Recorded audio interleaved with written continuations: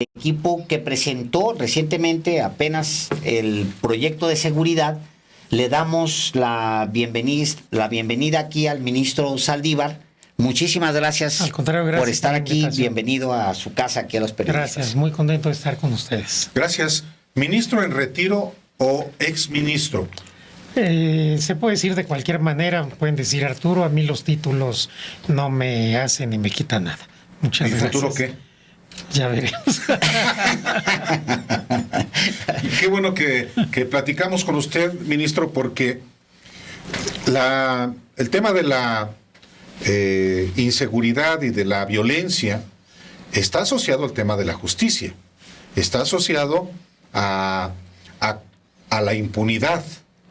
Y un programa de gobierno, pues la columna vertebral tiene que ser, o uno de sus pilares debe ser precisamente cómo atender la justicia, cómo garantizarle a la población que quien la hace, la pague auténticamente, y cómo efectivamente a través de eso puede contrarrestarse la inseguridad y la violencia, que es un lastre que arrastramos, desde hace tiempo.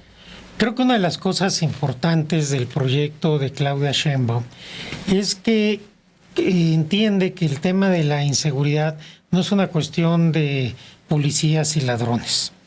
No es una cuestión que se resuelve con una guerra absurda, ya nos hemos dado cuenta que eso no sirve, ni se resuelve con hacer prisiones, sino es un tema mucho más sofisticado que tiene que ver con el tejido social, que tiene que ver con la justicia, como ya se dijo aquí, y que tiene que ver con la paz. La idea de la estrategia de seguridad de Claudia Sheinbaum es una estrategia de construcción de paz. Y para construir esa paz hay que hacer toda una estrategia que ya probó ella, que da resultados aquí en la Ciudad de México. Primero, atender las causas. Muchas veces se piensa que esto no es importante porque no da resultados inmediatos, pero es lo único que puede solucionar a largo plazo, restablecer el tejido social. Ella lo hizo aquí con varios programas para jóvenes de barrio, de conectar con la paz, con lo cual rescató 11,000 jóvenes de ambientes de delincuencia para darles una vida distinta, y ninguno de esos jóvenes ha reincidido. Entonces, es un modelo virtuoso que se tratará de replicar con las peculiaridades de cada estado en todo el país. En segundo lugar, tenemos que apostar por consolidar la Guardia Nacional. La Guardia Nacional es una gran institución, tiene más de 120,000 elementos muy bien capacitados, muy bien entrenados, y es importante apostar a consolidarla, a aumentar sus capacidades operativas, de investigación, de primer respondiente, etcétera. En tercer lugar, fortalecer la investigación y la inteligencia. En la Ciudad de México, la policía dejó de ser reactiva y se le dieron facultades de investigación. Esto hizo toda la diferencia. Por eso se lograron esos resultados. Y nosotros logramos que todas las policías del país, las estatales, las municipales, la Guardia Nacional, la misma Secretaría de Seguridad, tengan cuerpos donde se pueda hacer labor de investigación y inteligencia, porque están rebasadas las fiscalías. Creo que se avanzará muchísimo. En cuarto lugar, la coordinación. Funcionó el modelo de seguridad de Claudia en la ciudad porque había una coordinación con su secretario de Seguridad, Omar García Harfuch, con la fiscal Ernestina Godoy. Se reunían todos los días y ahí están los resultados. Entonces, ser una coordinación. Y por último, una reforma judicial, una reforma a la justicia, porque sin justicia no puede haber seguridad.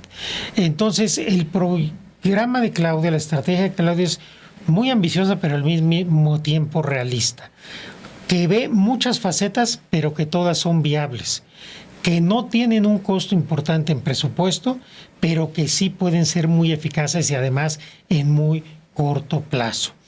A diferencia de lo que nos propone la otra candidata, donde si ustedes ven su propuesta, lo que uno ve es una propuesta populista de derecha calderonista. Cárceles, más cárceles. Se dice hay que sacar a combatir al ejército, no dice cómo, ni para qué, ni de qué manera. Hay que fortalecer la Guardia Nacional para que sea Guardia y sea nacional, quién sabe qué quieren decir. Y además, en lugar de 100,000, hay que tener 300,000 elementos. Antes decían que 500,000. ¿En cuánto tiempo? ¿Cómo los van a capacitar? Etcétera. Pues la verdad, son como un ser puro populismo de derecha calderonista. No tienen relación entre ellos sus 12 o 15 propuestas. Están totalmente dispersas. Y parece que nos sentamos aquí y entonces, ¿qué se te ocurre a ti? No, pues yo quiero hacer prisiones. Yo quiero que hay que universidad combatir de la seguridad que también propone. Claro, hay que combatir a las bandas que más... ¿Combatir cómo? En cambio, nosotros sí estamos teniendo una estrategia que está muy bien pensada, muy bien delineada, pero además que ya ha dado resultados. Claudia es la única de las candidatas y el candidato que tiene experiencia en materia de seguridad y que ha demostrado dar resultados. Por eso estamos muy contentos de que ya se haya presentado esta estrategia, de que haya sido el primer eje. Era importante que fuera el primero, porque es el aspecto que más inquieta a la ciudadanía, el tema de la seguridad. Entonces, quisimos de inmediato que se presentara con mucha fuerza y con mucha claridad una propuesta de paz, en la que obviamente se va a generar una política de cero impunidad, de perseguir obviamente a los delincuentes con respeto a derechos humanos, pero con inteligencia, con estrategia, con investigación, con justicia. Una paz que dé seguridad a través de la justicia. Ahí cuando se presentó el equipo, pues daba una cierta confianza que estuviera Omar García Harfuch, porque pues viene de les gusta, ¿no? Viene de un éxito, de años Claro. de éxito en la capital mexicana. Estaba Ernestina Godoy, que también viene de una racha muy buena para la ciudad, incluyendo una de las mayores investigaciones que haya hecho esta ciudad en contra de un grupo delincuencial político, Sí. que es el cártel inmobiliario. Y luego usted. Y Betty Olivares, que fue la que hizo todos los programas para jóvenes. Creo que ella es muy importante Sí, claro, porque tomarla ahí en cuenta. Sí. cierras el candado Sí. de darle prioridad a la atención social y no Sí. hacer un planteamiento netamente Exactamente. policíaco. Ahora, ya llevando este equipo al ámbito federal, sin duda se nos va a atorar una pata que usted conoce muy bien. Le va a faltar una pata a eso. Y es el Poder Judicial, inevitablemente. Las Cortes, usted lo sabe más que nadie, cambian despacio, no cambian tan rápido. De repente un gobierno progresista termina viendo su corte progresista 10 años después, pues porque las cortes se mueven mucho más despacio. Esta corte en particular se ha ido medianamente moviendo, pero no es una corte que le vaya a servir a un proyecto tan ambicioso como este en el corto plazo. ¿O qué plazo se está viendo usted? Por eso el último eje, digamos, de la estrategia es la reforma a la justicia. Y aquí es una estrategia muy importante y muy profunda. Voy a simplificar en los aspectos más importantes. Por un lado, establecer un modelo nacional de coordinación entre fiscalías. Es decir, que a nivel constitucional haya la obligación de todas las fiscalías de coordinarse, que homologuemos los protocolos de investigación, los requisitos de acceso y de ascenso en las fiscalías, los perfiles que queremos, para que a partir de ahí, con esta coordinación obligada desde la Constitución, todas las autoridades del Estado mexicano estemos del mismo lado. En segundo lugar, un modelo nacional de impartición de justicia, que implica una coordinación de todos los tribunales del país, por supuesto, incluyendo el Poder Judicial Federal, precisamente con lo mismo, para homologar los requisitos, la preparación, la validación, la disciplina de todos los jueces y juezas del país. En tercer lugar, un modelo de defensorías públicas. Si no tenemos defensores y defensoras del pueblo que defiendan a la gente más pobre de este país, seguiremos teniendo una justicia totalmente elitista.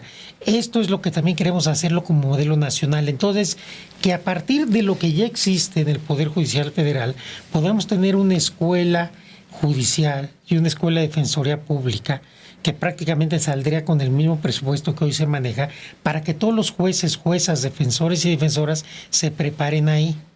Y claro, una reforma al Poder Judicial y particularmente a la Corte que tenemos que discutir y estar abiertos al tema de la elección indirecta de los ministros o no, pero que sí es importante una reflexión. Pero quizás lo más trascendente de la reforma al Poder Judicial no sea tanto si cambiamos a las ministras o ministros, sino la transformación del Consejo de la Judicatura Federal. Hoy el Consejo de la Judicatura Federal es el órgano que administra y también tiene la disciplina del Poder Judicial. Su presidente o presidenta es el mismo que es presidente o presidenta de la Corte. Esto ha traído muchos inconvenientes. Lo que se propone es desaparecer el Consejo para crear dos instituciones. Un tribunal de disciplina judicial, que sea quien le toque analizar y vigilar el funcionamiento de los jueces, respetando su independencia y autonomía, pero siendo mucho más puntual y mucho más atento, y un órgano administrador que se dedique solo a administrar. Entonces eso creo que puede ser muy virtuoso, porque tendrá la Corte que se dedica a juzgar. Hoy esos están integrados. Sí, es que hoy uno te vigila y el otro te maneja la nómina. Está integrado en lo mismo, en el mismo órgano, la disciplina, la administración y además, en este caso, la presidenta de la Corte es presidenta del Consejo. Entonces, no hay los órganos y equilibrios adecuados. Requerimos que la Corte y el Tribunal Electoral se dediquen exclusivamente a juzgar, que tengamos un tribunal que se dedique a vigilar el buen funcionamiento, el correcto funcionamiento de las jueces y jueces, y un órgano administrador que administre, que sí que hacer las licitaciones, a construir edificios, a rentar edificios. Creo que esto podría ser un Poder Judicial mucho más eficaz, más cercano a la gente, porque también se trata de democratizar el Poder Judicial, de acercarlo a la gente, de que deje de ser ese poder distante, alejado, que la gente lo ve como muy, muy lejos, sino un poder que tenga que estar cercano, que tenga que rendir cuentas. Me parece que ese va a ser el debate, y entonces si nos damos cuenta, nosotros, pero Claudia está presentando un proyecto muy integral, un proyecto completo, un proyecto que ve todas las vertientes, que no es demagógico, que es realista, que es viable y que además que daría resultados en muy poco tiempo. Hay una coyuntura favorable para la reforma o para las reformas en todos los ámbitos, diría yo. Naturalmente que hay, con un Congreso como el que hoy existe, no es fácil que se procesen reformas constitucionales. Pero la apuesta es que haya una mayoría constitucional en la nacida de la próxima elección. Pero aún no habiéndola, que sea de la coalición que encabeza Morena, esas reformas, parte de las reformas que usted plantea, por ejemplo, pueden hacerse en estados que hoy gobierna Morena. Hoy gobierna Morena 23 estados con sus aliados. Puede generarse, independientemente de que no se obtenga la mayoría, condiciones para reformar, por ejemplo, para que haya una coordinación en las fiscalías en esos estados. Si los otros estados no quieren, ese ya será su asunto, los otros 9.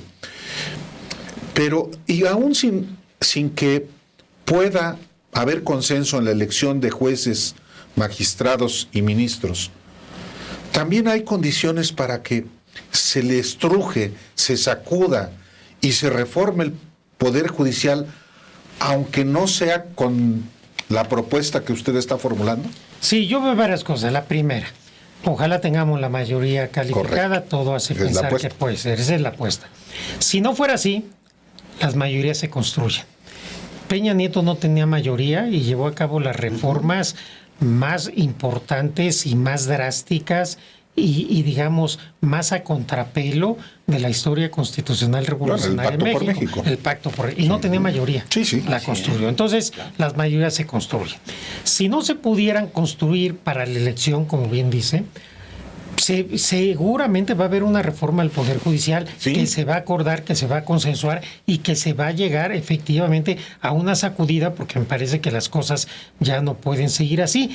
Y claro, mientras eso se da, a través de hacer política, de hacer conciliación, de hacer conciencia, lo ideal es que empiece una coordinación con todas las fiscalías, con todos los tribunales, entre la presidenta y los gobernadores y gobernadoras. No solo de Morena, yo creo que los gobernadores de oposición no se van a querer quedar atrás, porque algo muy importante, las propuestas de Claudia Sheinbaum no son propuestas, no solo en seguridad, en todo, no son propuestas de partido, son propuestas con visión de país, con visión de nación.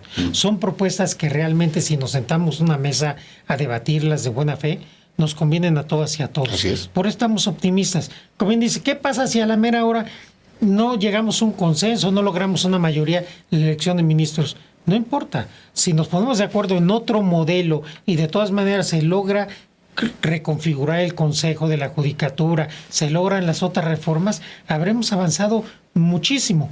Pero esta propuesta del presidente de elección popular viene a agitar, viene a poner en el centro de la discusión qué tipo de poderes judiciales queremos, qué tipo de modelos queremos. Y a mí me parece que en ese sentido esta propuesta del presidente, que es muy provocador y provocativa en el buen sentido del término, sí, claro, porque pone el énfasis en algo. La realidad es que la legitimidad del Poder Judicial con la ciudadanía se ha venido perdiendo y hay que recuperarla para que todas las autoridades entendamos, también el Poder Judicial Federal, que todas las autoridades son parte o tienen responsabilidad en la construcción de la paz. El Poder Judicial no puede decir a mí no me toca. Justo sobre el tema de las fiscalías hay un debate por los plazos de los fiscales. Tenemos el caso extremo de Guanajuato. Pues en cualquier negocio medianamente viable, un gerente que te entrega año con año malas cifras, pues terminas corriéndolo, terminas diciéndole, oye, gracias, nos vemos después en otro negocio o lo que sea. Pero el caso es que el fiscal de Guanajuato pues está ahí desde hace 12 años con la perspectiva de quedarse mucho tiempo más. Ahí también se requiere hacer algo. Aquí hay que decir que varias cosas. Que en los diálogos por la transformación que nosotros hicimos para escuchar a la gente, el problema más recurrente siempre eran las fiscalías. En las fiscalías hay un problema. Se dice que no se investiga, que no hay protocolos, que se revictimiza, etcétera. Pero esta cuestión de la autonomía también a veces no ha sido virtuosa. Hay en el país fiscales enfrentados al gobernador o a la gobernadora y esto genera muchos problemas.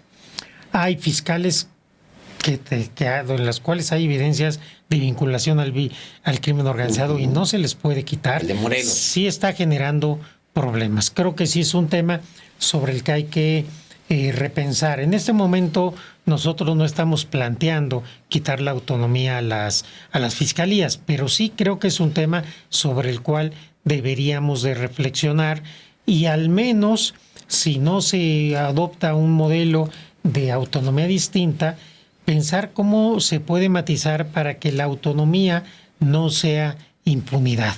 ¿Y qué vamos a hacer cuando hay conflictos entre el gobernador, la gobernadora y el fiscal o la fiscal? Porque eso sí está generando en estados que no pueda avanzar la justicia y que la impunidad pues se quede ahí. Este Poder Judicial, esta Suprema Corte en particular, ha asumido un papel protagónico, no en términos de la interpretación que le da la Constitución, de la defensa que hace de la sociedad con base en la Constitución, sino está actuando prácticamente como un partido político. La llegada de la ministra Norma Piña todavía exacerbó más esta conducta.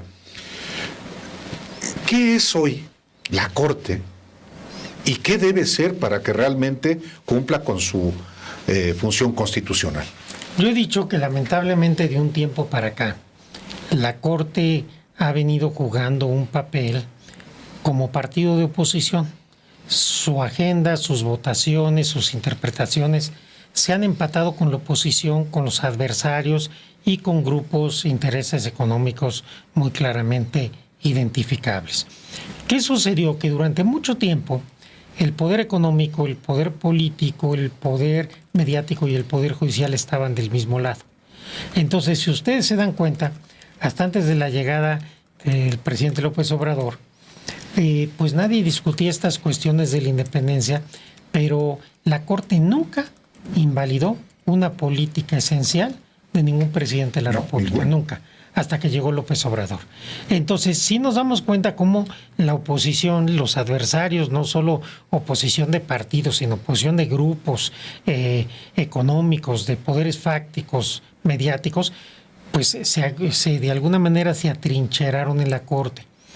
Y parte de mis compañeros, lamentablemente, que ahora dicen que lo hacen por independencia, lejos de poderse tomar un poquito de distancia y alejarse de esta polarización, pues parece ser en los hechos que tomaron partido. Y esto creo que no ha sido sano. Creo que esto ha hecho que venga este enfrentamiento permanente entre los otros poderes y el judicial, que no haya diálogo, que no haya coordinación. Ya me parece que eso no es sano. Por eso es necesaria una reforma, es necesario plantearnos, discutir una reforma para que podamos tener una Corte y un Poder Judicial que no le dé la razón siempre al presidente. Nadie ha pedido eso, pero quizás que puede estar un poco más desvinculada de los poderes que perdieron el poder en 2018. A eso, si yo me relaciono con alguno de los poderes como periodista, se llama corrupción. La Corte, vinculada a otros poderes externos, ¿estar vinculada con corrupción, ministro? Yo no quisiera usar la palabra porque es fuerte, pero sí, digamos, de alguna forma están mucho más cómodos votando todo a favor del presidente. Y entonces, ¿qué dicen ellos? Es que nosotros defendemos la Constitución. No, es que la Constitución se interpreta. La Constitución no es autoevidente. De tal suerte que no basta que alguien diga, yo respeto la Constitución. ¿Qué dice la Constitución? ¿Cómo la estás interpretando?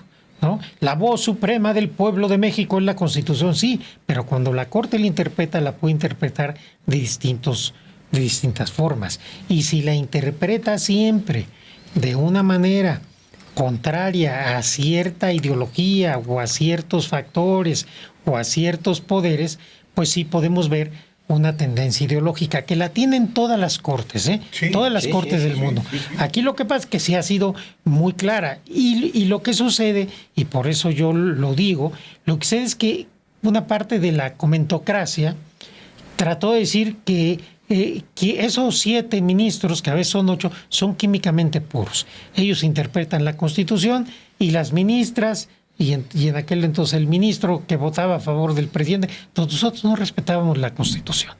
Y eso no es así. Teníamos distintas maneras de interpretar la Constitución. A mí siempre me criticaron los votos en ciertos asuntos que voté a favor del presidente López Obrador, que dicho sea de paso, yo no voté todo a favor de él. ¿No? Asuntos muy importantes que voté en contra. Pero nunca debatieron mis argumentos, nada más me descalificaban. ¿Por qué? Porque es más difícil debatir argumentos. Creo que ese es el tema, eso me parece que es el nudo en el que se ha venido complicando la visión de la justicia federal en México, precisamente por esta percepción y porque la mayoría de los ministros y ministras, que son la mayoría en cuanto a las votaciones, lejos de salir a justificar, a explicar, a convencer a la gente de por qué su votación, se sintieron arropados por ciertos medios, por ciertos comentócratas, se sintieron que ya no necesitaban explicar absolutamente nada y ellos tienen la razón porque son más. Y simplemente ellos respetan la Constitución y quien no vote como ellos no respeta la Constitución. ¿Hay arrogancia? Mucha. Es una corte arrogante.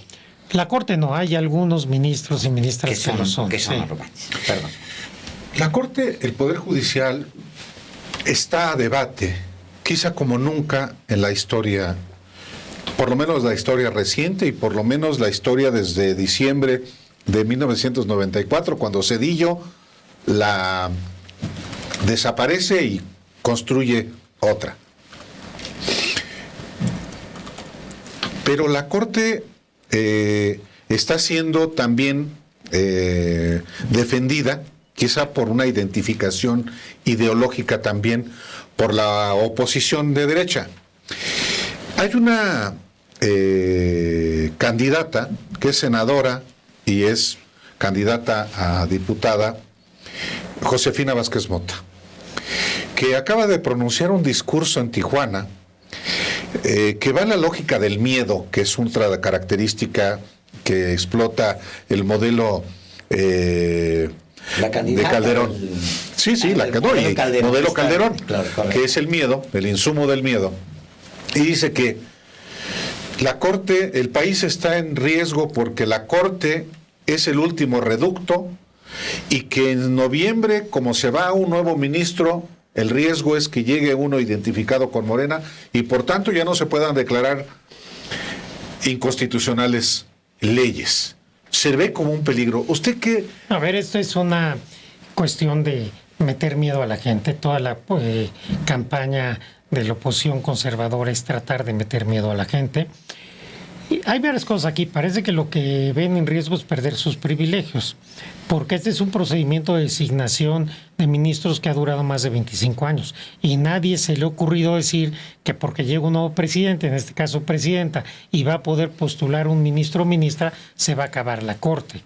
Segundo, lo que está diciendo es que tiene entonces que 8 ministros que son de ellos, que responden a los intereses de ellos. Claro. Entonces, quien ha perdido la Corte es el pueblo de México. O sea, están metiendo un autogol, porque al confesar eso lo que están diciendo, tenemos 8 ministros nuestros, 8 ministros de la reacción, del conservadurismo, de los privilegios. Ah, no vaya a ser que la otra parte gane un cuarto ministro o ministra. Es una confesión de que realmente ellos están apelando a seguir con ese último reducto, porque si no, si ellos confiaran en que todas las ministras y ministros son serios, no tendrían por qué hacer eso. Esto trata de ofender a las 3 ministras, pero también agravia a los 8 ministros y ministras de la mayoría, porque entonces, ¿qué le está diciendo? Tampoco se han defendido, que son, no, claro, que son incondicionales. No, porque ellos sienten que así los defienden, pero ¿esos son incondicionales de la derecha? Son incondicionales del PRI, del PAN, de los grupos oligárquicos que están atrás de la candidata del PRI que se disfraza de ciudadana. Eso es lo que hay. Entonces, claro, ellos no dicen nada porque los está defendiendo Josefina Vázquez Mota, pero al defenderlos, a mí me parece que los está poniendo en un papel muy lamentable como incondicionales de ellos. A mí sí me parece muy lamentable. Al contrario, creo que este discurso de Josefina Vázquez Mota nos invita a reflexionar sobre la Corte. Queremos una Corte que necesariamente refleje los intereses de esos partidos que son minoritarios y que el pueblo de México el 2 de junio va a volver a mandar al basurero de la historia. ¿Eso es lo que queremos? Vamos a reflexionar qué tipo de Corte queremos. Usted planteaba en su momento, ministro, que su oposición al planteamiento de la elección directa de jueces, ministros, magistrados, y planteaba una alternativa para eso. Es muy complicado decirle no a alguien como el presidente López Obrador, que trae unos niveles de aceptación y además es el líder de un movimiento muy robusto. Usted lo decía, bueno, pero se puede hacer de esta otra manera. ¿Cuál es la otra manera? A ver, el tema es, yo separo. Primero, nombramiento de ministras, ministros. No hay un solo sistema en el mundo que haya funcionado, que es infalible, para evitar la partidización de los jueces y juezas de tribunales constitucionales. Entonces, en ese sentido, el planteamiento del presidente es, hagamos una elección indirecta. Quizás esto nos garantice de mejor manera que las ministras y ministros respondan a la gente y no a quien los postuló o a quien los puso. Esa es la apuesta. Entonces hay que discutirla y hay que debatirla. Y por el otro lado está si esto lo tenemos que llevar a todos los jueces y magistrados. Correcto. Y aquí es otro debate.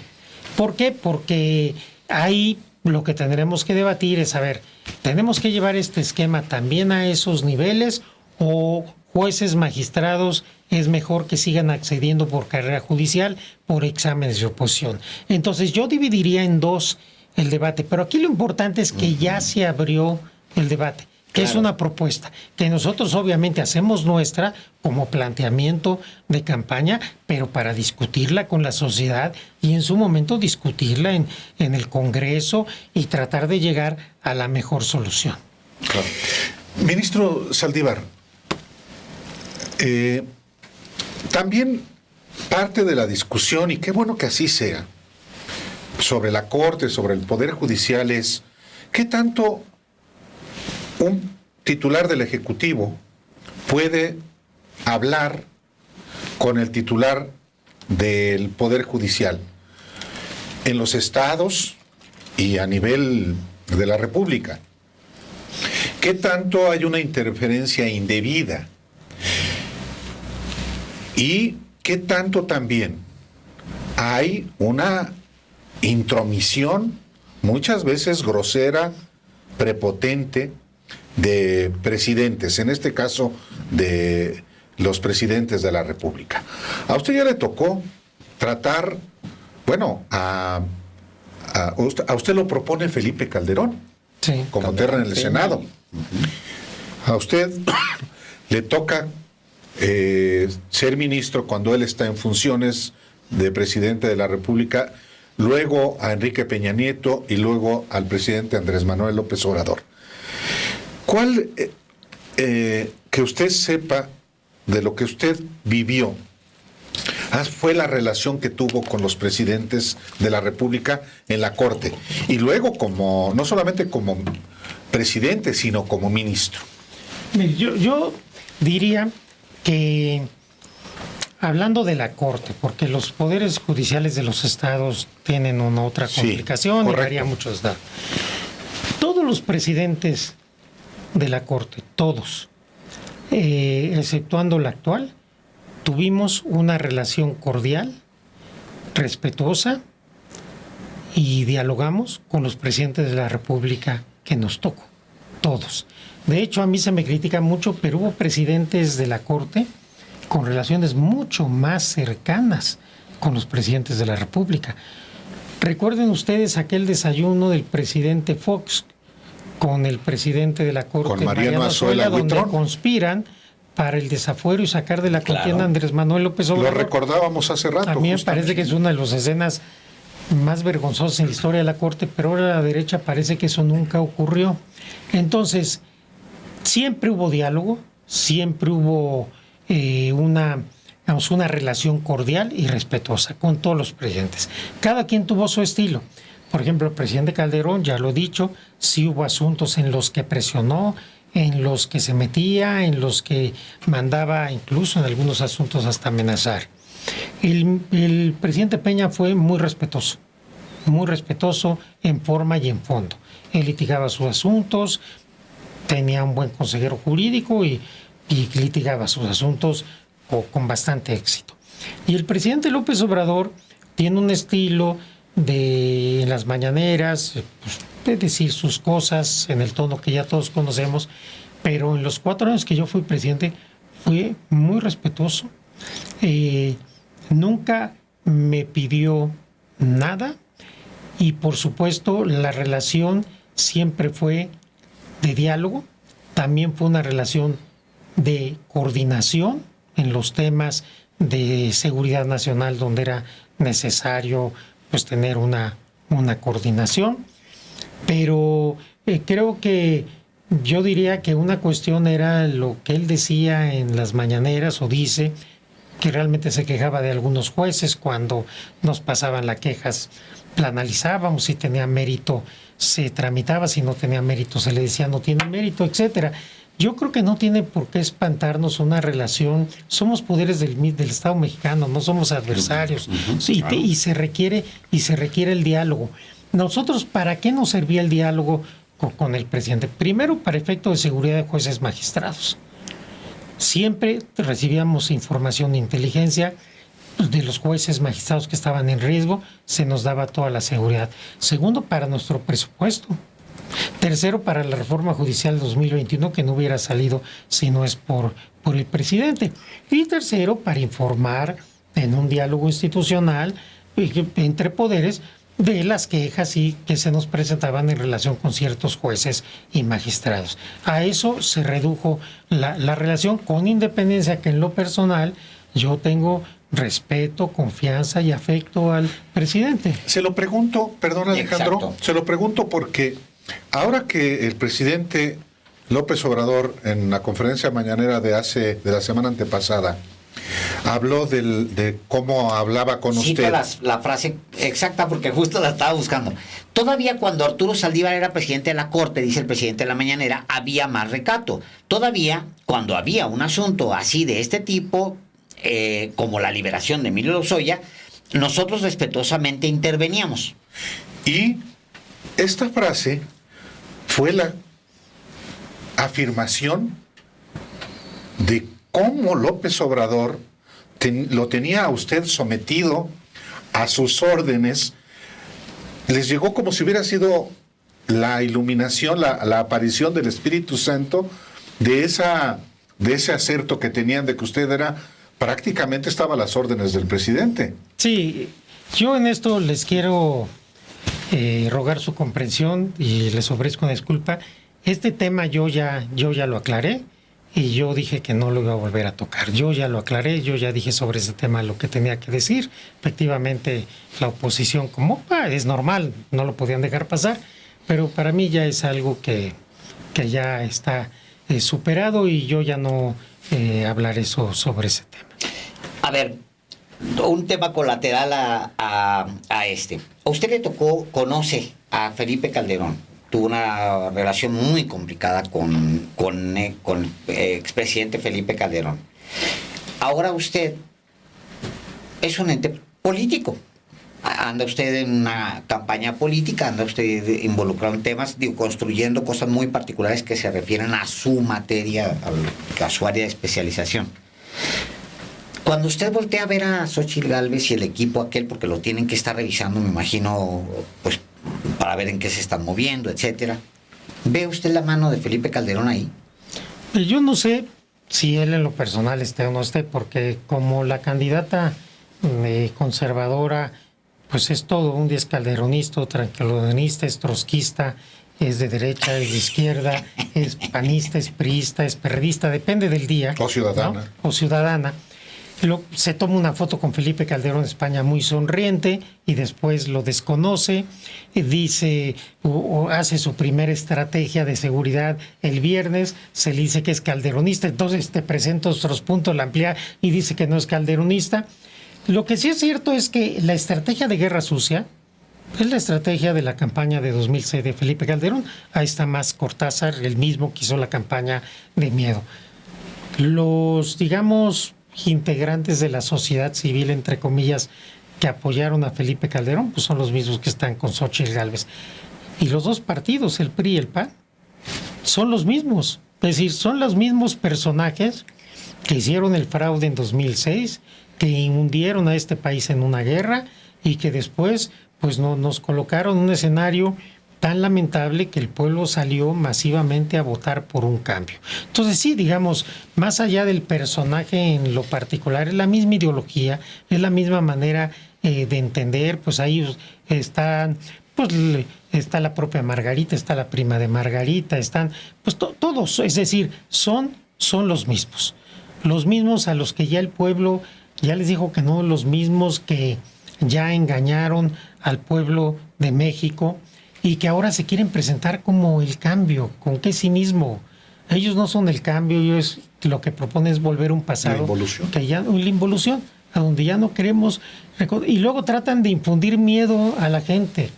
Una campaña de mentiras. Ayer alguno de los comentócratas, ideólogos de este grupo decía: se tiene que ir todavía más a la más guerra sucia, se Jorge tiene que Castañeda. seguir mintiendo, se tiene que seguir, Claro. ¿no? el otro Alarraqui diciendo lo que tienes que hacer es entre más mentiras digas de Morena, mejor te va. Pero lo cierto es que llevan un mes de guerra sucia y no han cambiado las encuestas. Lo que yo me pregunto es, ¿por qué si el país está tan mal? El PRI perdió 11 gubernaturas. ¿Por qué le quedan 2? Si el país está tan mal, ¿por qué al PAN le quedan 5 gubernaturas? ¿Por qué Morena tiene 22 y con el Verde somos 23 si el país está tan mal? ¿Por qué el índice de felicidad que acaba de dar a conocer el INEGI es el más alto en la historia desde que se mide si el país está tan mal? Están queriendo generar esta ficción, esta confusión en la gente con una guerra sucia. Y lamentablemente sí les funciona con cierto sector de la población a la que espantan. Afortunadamente la mayoría del pueblo de México, como todo parece indicar, no se deja engañar, sabe de la fortaleza del compromiso de Claudia Sheinbaum y llevamos entre 20 y 30 puntos en las encuestas, entonces difícilmente en menos de 3 meses esto va a cambiar, pero sí creo que se va a intensificar esta guerra sucia de mentiras. Tal cual, que no es el mes reciente que examinábamos hace rato tiene que ver con narcopresidente.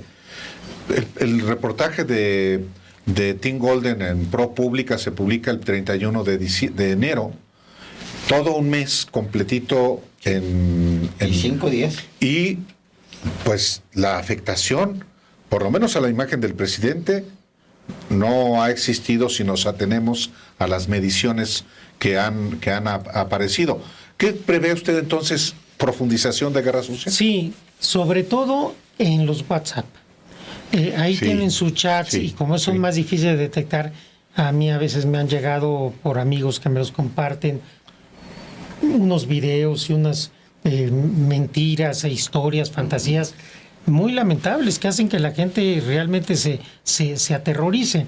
Pero es que yo veo a la derecha muy desesperada, obviamente les llevan mucho margen de diferencia, no les está funcionando nada, Claudia está cada vez más sólida, cada vez parece más presidenta, y del otro lado pues tenemos una candidata con ocurrencias, ¿no? Un día hace la sangre, otro día hace el chicle, otro día se pone a bailar, otro día, bueno, casi siempre se carcajea. Entonces, no vemos una seriedad, no vemos propuestas, no vemos que se tome en serio ese papel. La verdad que, lo digo con respeto, pero no parece presidenta. Y la gente está entendiendo que tenemos una candidata que parece presidenta, que se comporta como presidenta, que habla como presidenta y que tiene propuestas de presidenta. Además que tiene una conexión con el pueblo de México que la derecha no tiene. Esa es la verdad, por mucho que quieran inflar y por mucho dinero que le pongan y por muchos millones y por muchas mentiras. Sí es significativo que no hayan variado las encuestas a pesar de esta guerra sucia tan intensiva.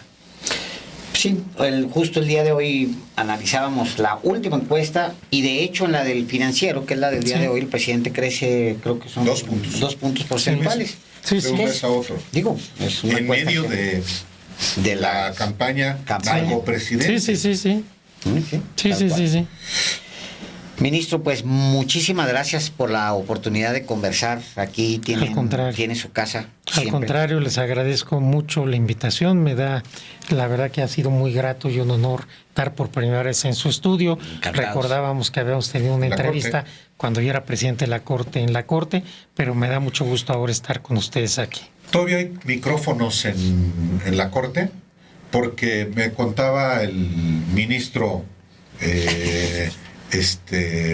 el expresidente de la Corte, se me fue el nombre. Góngora Pimentel. Góngora Pimentel, que había colocado justamente a Zuela Huitrón micrófonos y cámaras, no para seguridad, sino para espiar. No lo sé, mientras yo fui presidente no hubo nada de esto. Sí, obviamente hay un sistema de cámaras de seguridad Sí. No, bueno, en los sí. pasillos y afuera de los edificios. Eso lo hay en cualquier edificio público. Mientras yo fui presidente, obviamente que no hubo nada de esto. Ahora no lo sé. ¿Quién ha sido más conservador? ¿Azuela Huitrón, Aguirre Anguiano o los actuales? Conservadores ideológicamente, pero congruentes, y yo por eso lo respeto, Aguirre Anguiano y Mariano Sola, porque ellos eran conservadores. Derecha. Ideología, sí, pero lo defendían, lo asumían y tenían una convicción ideológica. Hoy me parece más una cuestión de intereses más que de convicciones. Y creo que eso hace una gran diferencia. Ministro, muchas gracias. Muchas gracias, Aló, gracias, Paz. Muchas gracias. Aquí sí hay micrófonos. Sí, pero de los muy buenos. visibles. Volvemos.